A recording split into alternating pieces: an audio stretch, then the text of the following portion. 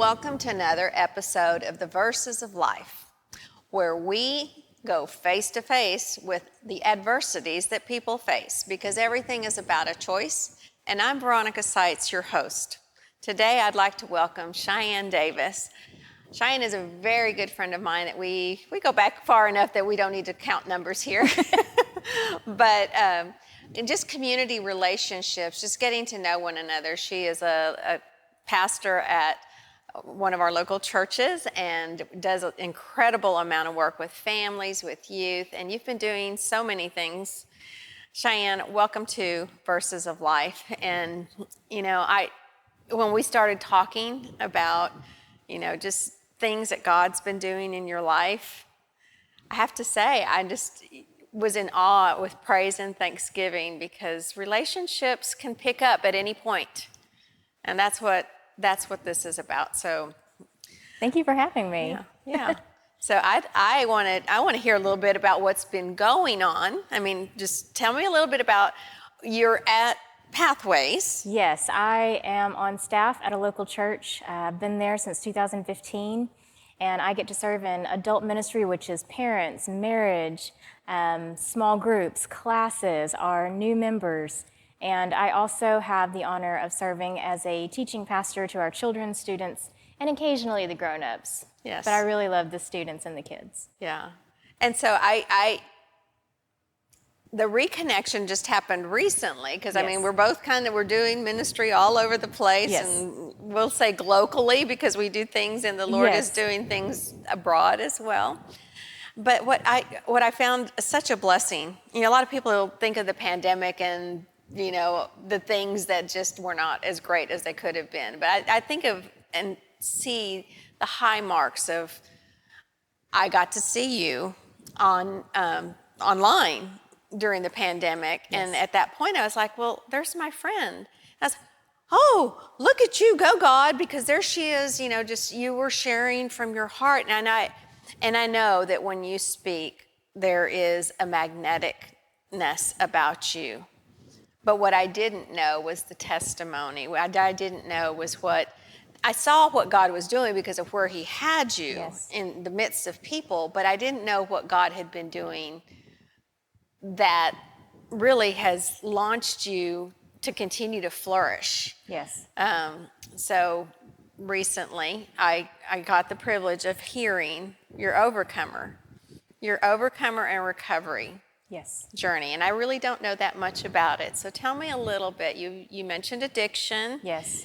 And so tell me what God's been doing in your life. Well, I'll kind of go back a little bit to the beginning, because I was like any good little girl raised in East Texas. I was actually adopted, and so that's another piece that God is so strategic, and he's proven that time and time again.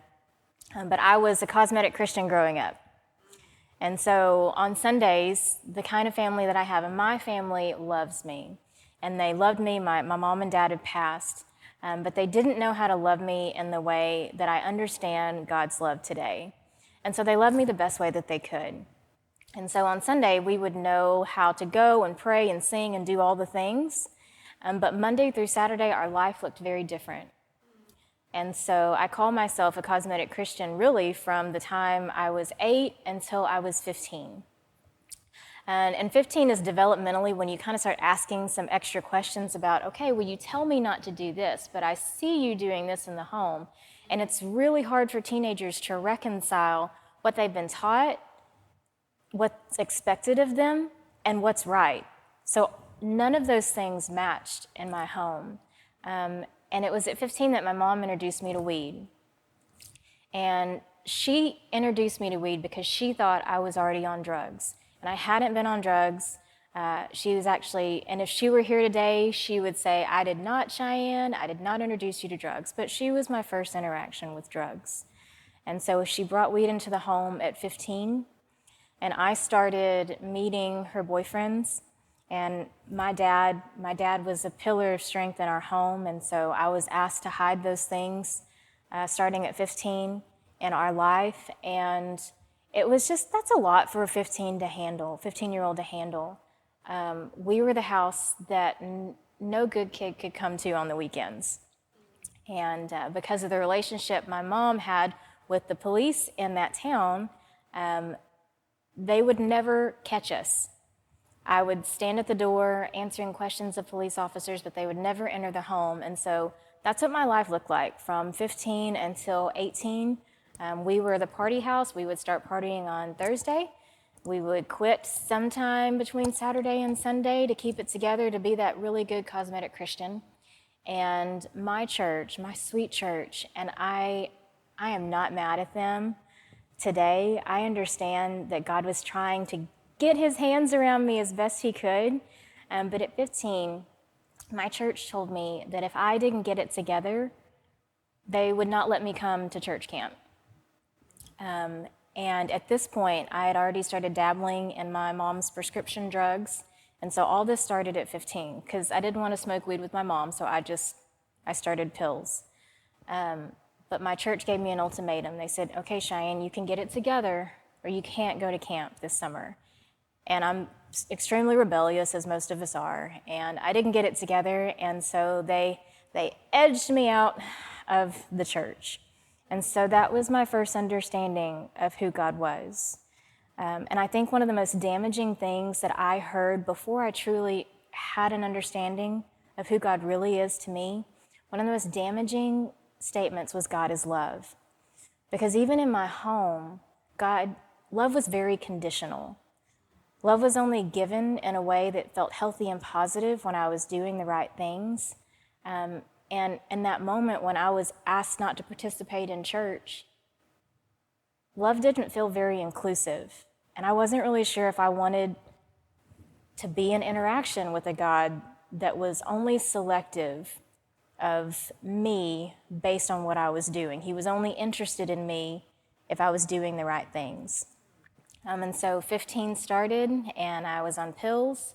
I started a journey on ecstasy, and then I eventually found my way to methamphetamines. And that was when I completely lost all control. How old were you? I mean, there's a progression that's going on here, and then you've gotten to this. I'm in shock that you're alive and that you're still my friend and breathing. Me too. Because yes, this could have gone differently. Yes. So how old were you? So 15 was pills. 17 is when I was introduced to ecstasy and also meth for the first time, but I was a control freak. And I think we see this a lot of times in teenagers that have chaotic homes. They've got to find one thing that they can control. And so I could control the facade. I was a straight A student, I was a cheerleader, I was Miss THS, I was prom queen, I was all those things. And so I had this stage happening, but behind the scenes I was a complete mess. And so I could manage pills and ecstasy. When I tried meth the first time, when I was 17, I knew right then that I didn't have it in me. I didn't have the capacity to control meth. And so I just said, all right, I'm gonna scoot that away from me, and I'll just keep doing the things that I'm doing. Fast forward to when I was 19, I got married. We can call that a cosmetic marriage too, because it didn't last, it was just for show. And then we were only married for 7 months, and then we got a divorce. My dad was diagnosed with cancer, and then I was trying church for the second time, and as all pastors do, lovingly encourage people to come up and pray. I went up to the pastor of the time and asked him to pray for my dad, who had just been diagnosed with cancer, and that pastor said, do you think if you hadn't have committed a sin that led to the demise of your marriage, do you think maybe your dad would have cancer? Oh. So I completely left the church. And as I'm navigating my dad's cancer, and as I'm navigating being a college student and working for the first time in my life ever at 19 years old, meth showed back up on my nightstand through a dear friend. And from 19 to 23, and the timeline is fuzzy, so it could be 20 to 22, it could be, the timeline is so fuzzy. I've really tried to journal it. But I do know that I quit using meth on April the 2nd of 2005. It's a long time. It was a long time. Yeah. It's a lot of brain cells. Yeah. Yeah. And I was in it, and so I was friends with cooks. I was friends with all the wrong people, and they would kind of peddle things through me because I didn't look like the normal drug peddler. Yeah. And so they'd just say, "Hey, Cheyanne, will you take this and run it across town?" And I'd get free drugs out of it, or I'd get a little bit of cash out of it, and I thought I was living my best life. And even still, if I'm not careful, I look back, even in telling the story, I look back and think, gosh, that was a lot of fun. But I think that just frames how tricky addiction can be to me. And it just reminds me that even though I've been clean since 2005, it's still really easy for me to think that that was fun. Yeah. And that's dangerous. That's really dangerous. It is. And, we do talk about, the biblical principles, the verses of life, and I'm hearing what is so part of any addiction, your terminology of a cosmetic Christian. Man, you had it down. You had the rehearsals, you had the performances, you had the muscle memory was being built into the brain God gave you, which the part of the brain that was not being destroyed by the drugs being used was adapting. But that is so like the enemy who masquerades like the angel of light so that he may deceive, because his MO is the same all the time. He seeks to kill, steal, and destroy. That's his goal. Those are his goals. That's it. But he does it by lying, accusing, and tearing down identity. And so talk to me a little bit about how did Cheyanne find herself, and how did you and God come together to say, I'm going to be who you say I am? Well, that is the moment that I think I've heard God speak to me, not so much verbally, but twice in my life, and that was one of them. But I had come out of a rehab. I had wrecked 2 cars. I'd been evicted from my apartment. I was literally at the bottom of the barrel. And I had friends dropping drugs off to me. And I remember sitting in the middle of my bedroom floor at the time, and I was literally chewing on bags of meth just to get all the meth out of there because I'd run out. And I'd never identified with addicts because they just kept saying, you got to want to quit. And I was like, I don't want to quit. I'm like, if my option is to be on drugs or follow a God that does not include me at my worst, I'm not interested. And so I didn't want any part of it. So I just thought drugs was going to be my way. And I thought, you know what, if I were to die high, I would be complete. I was never suicidal, but I remember thinking with all my meth bags around me that if I died right now, I'd be happy. And in that moment, I heard a voice, and it wasn't mine. I can't tell you if it was male or female, but the phrase of, just ask me to take this against your will. And the phrase was unfamiliar to me because I didn't ask for help, because I could make pretend and people would play along with me.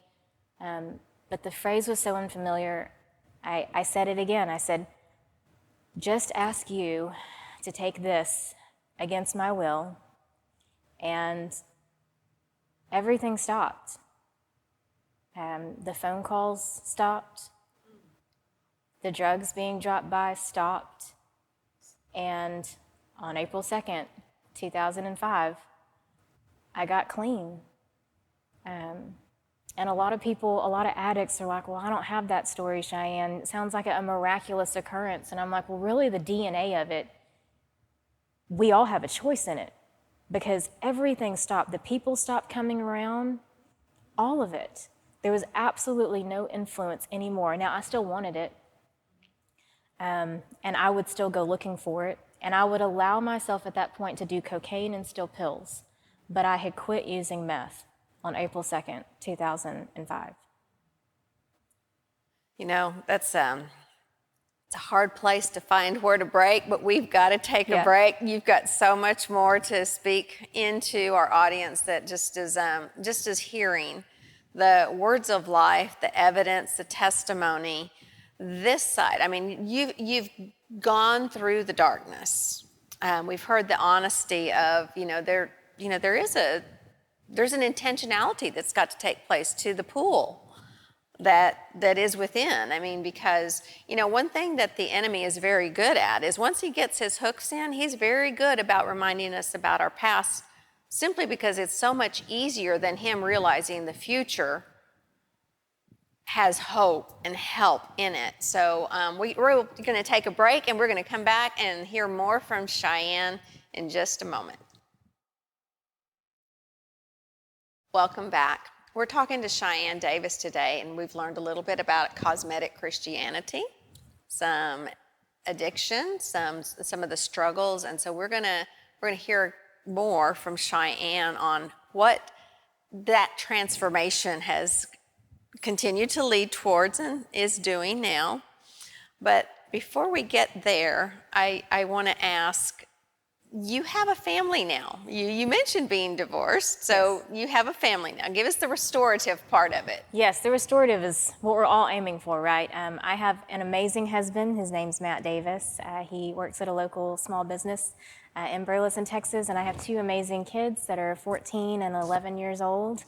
And Matt is really a huge reason in why I ever started even thinking about becoming part of a faith community again. Because I've been burned by faith communities. Yeah. And it's not, I don't fault them, I really don't. But I wanted to be that person that believed in God, because I did have that experience and I knew that it was divine. I just wanted to be that person that worshiped God from home and from afar. And when we had our first son, I realized very quickly that the tools that I had been given to parent were not very good. And so we started church hopping, because I just thought, and I think so many parents do today, they're like, we just want the church to fix it. Even though I had a really, really bad experience, 2 bad experiences in a church, I knew that I couldn't do this alone, and I just wanted to find a good community that would nurture my children. We church hopped 7 churches where I grew up. And I can articulate it now, but I couldn't articulate it then. We just knew it wasn't the right fit for us. And then Matt brought us home for Easter and Christmas.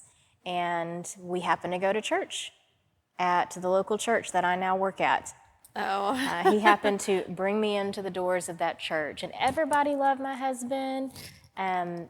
There was always these stories about Matt Davis as a child, and I'm like, oh my gosh, I'm just Matt Davis's wife here. So I stood very much in the margin by my own choice, and on the fringe, on the outskirts of community. But we did. I was like, okay, I really think if we move to Burleson, that this church can help me raise our children. Okay. And so we moved to Burleson, and we started going to church. And because Matt is so gifted in speaking and just everything, he's just brilliant. He's the most amazing human I've ever met. But people wanted him to serve in their ministry. And so I remember the day we'd had our second child by then. We were sitting in the sanctuary where we just got done worshiping, and the family minister was asking Matt, we really would love for you to come join our team and serve in children's ministry as one of the teachers and one of the large group leaders, which is the person that got to stand up and tell them about Jesus. And I was kind of listening, but I also had a baby that I was bouncing on my knee and a 3-year-old that was roaming around. And he said words I did not expect. And he said, okay, I'll serve if Cheyanne serves with me. Oh. Yeah. And I looked at him. No. And then we went home, and I said, I'm not even going to give a fake. I'm going to pray about that. Because I told him, I was like, I just started liking the 2 kids we had. You're not going to stick me in a room with 50 of other people's kids and then talk about Jesus, because I'm also not really sure how I feel about Jesus. And he said, well, I'm not going unless you go. And that was one of the first times Matt put his foot down in our marriage, to which I know now when he does that, I need to trust that God's at work behind the scenes. And so I started serving in children's ministry in 2009 with my husband. And from that, we have just grown exponentially. Yeah. Serving saved our marriage a number of times, and today, now I'm on staff at that church. And it's just so cool to see. So beautiful. God's so strategic, and now my 14-year-old is serving on Sundays. He had a stomach virus last week, and as he was sick in the middle of the night, his question was, am I going to get to go and serve? Oh. But I mean, that's why I wanted to find a church so badly, is because I wanted them to know what it looked like to live outside of their own agenda and to step into something a little bit bigger, even if I wasn't sure about it at the time. And being part of a faith community has really, really paid off in a way that I can see God moving in ways that I just never did before that. That's amazing. So incredible. I remember somewhere along in the journey, Yes. I was cleaning out some ministry tools, and I did not realize you had been in the children's ministry for as long as you had until today. But I was just praying, Lord, I'm not using these tools. Somebody needs them. You need to take them. You show me where it is. And it was you. It was you and your husband that you received the puppets Yes. and did with them whatever has been done with them. And, And now my son is interested in it. So he and another small group leader have been talking about bringing back the puppet ministry. And so that's still very much in conversation. So. Well, that's awesome. And so I love, too, that you said, so I'm going to bring the word legacy into it. You haven't brought that in, but there's a promise. There's a promise that is at work here that you're talking about. And I want you to hear the promise, that yes, there are cycles that can continue if we don't break them or if we don't seek another direction. And the Bible does say the sins of the father will visit to the 3rd and the 4th generation. Now, that's not the condemnation and the curse. There's more to that. And this is the hope. It's to the one that turns to him, he will bless to 1,000 generations. And it's not 1,000 this way, it's 1,000 in all different directions. And so I hear you sharing that. It was your husband, and now it's the children's ministry from your 2 children, and now it's expanded to children that are being trained up in the way that they should go. You're helping the parents, come alongside and discipling the parents. And so, have you ever paused to think about how many generations you're impacting, Cheyanne? I have not, because, and you get it, right? It's just so neat to be on the front row seat of what God's doing in other people's lives. Yeah. And I think back, every time I get to tell this story, I think back at how angry I was at God and how just uninterested I was in the God that I knew at the time. And it just reminds me that we all, whether we get mad at people or not, people are always going to disappoint us. But we all have such a responsibility to figure out who God truly is to each of us and what shapes that understanding. And my previous community and my home life really shaped who God was then. Yes. But Matt and my current faith community have completely turned that around into something that is beautiful and amazing and shocks me often. So. Amen. Well, listen, I know that there's somebody watching and listening to this right now that has the challenge that you've pushed through, that is maybe even just sitting there with every paraphernalia and every substance in front of them at their fingertips. I want you to look into that camera, and I want you to speak life. And this is their defining moment. Yeah, so to all of you cosmetic Christians that know how to fake it on Sunday, more power to you. But the only person that you are truly fooling is yourself. And I just hope that you know that there is something amazing that God has placed inside of you that is bigger and more amazing than you could ever ask or imagine. And so if you are just creating this stage of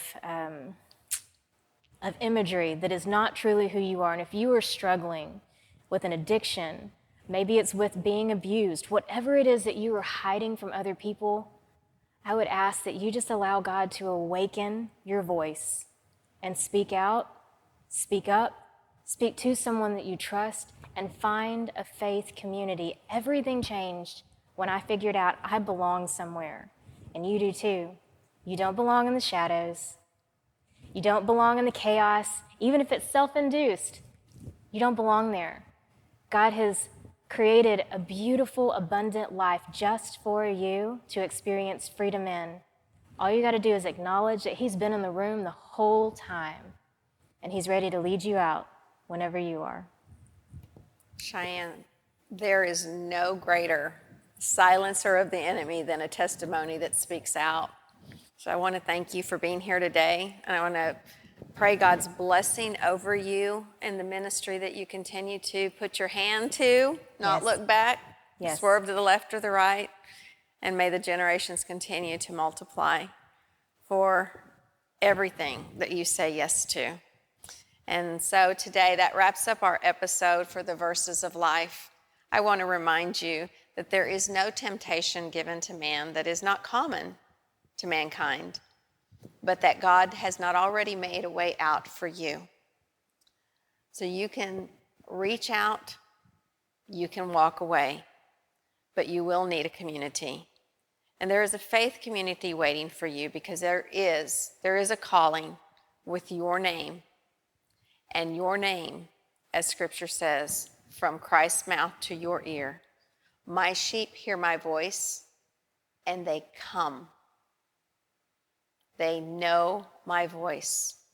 So if today, friend, you hear through my words something tugging at your heart and your soul, it's not me. It's this defining verse of life, that there is hope and there is help for another day. I'm Veronica Sites, and until next time, God bless you on your journey.